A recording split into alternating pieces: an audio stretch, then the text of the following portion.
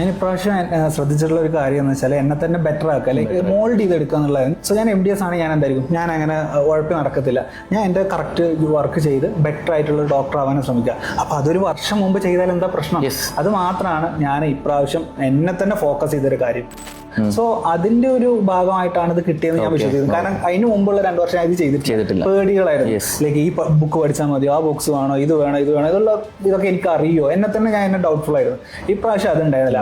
കിട്ടി പോയ പക്ഷെ ചെയ്യുക, അതിൽ ഡൗട്ടും കാര്യങ്ങളും സെൽഫ് ഡൗട്ട് അടിക്കാതെ ചെയ്തുകൊണ്ടേ ഇരിക്കുക എന്നുള്ളതാണ്. സോ അതിന് ഒരുപാട് ഹെൽപ്പ് ചെയ്തിട്ടുള്ളത് നമ്മുടെ ബാട്ടി തന്നെയാണ്. ബാട്ടിയിലെ ഒരുപാട് ഒന്ന് നമ്മുടെ ലൈബ്രറി ഭയങ്കര ഹെൽപ്ഫുൾ ആയിരുന്നു. കാരണം ഒരുപാട് ബുക്സ് അവിടെ തന്നെ, നമുക്ക് അവിടുന്ന് പ്രിന്റ് ഔട്ട് എടുക്കേണ്ട ഒന്നിന്റെ ആവശ്യമില്ല. എല്ലാ ബുക്സ് റെഫർ ചെയ്യാനുള്ളത് അവിടെ തന്നെ ഉണ്ട് ലൈബ്രറി.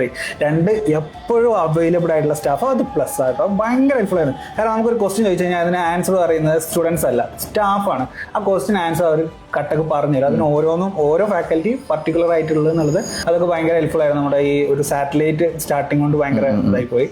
ബാട്ടി എത്രത്തോളം ഈ കോൺസെപ്ച്വൽ ലേണിംഗിൽ അല്ലെങ്കിൽ എന്തുകൊണ്ടാണ് ബാട്ടി ചൂസ് ചെയ്തത്? ബാട്ടി ചൂസ് ചെയ്യാൻ പറഞ്ഞത് ഫസ്റ്റ് ഞാനിങ്ങനെ എന്താ ചെയ്യേണ്ടതെന്ന് അറിയാത്ത മൊമെന്റിൽ നിങ്ങളുടെ ആഡാണ് കാണുന്നത്.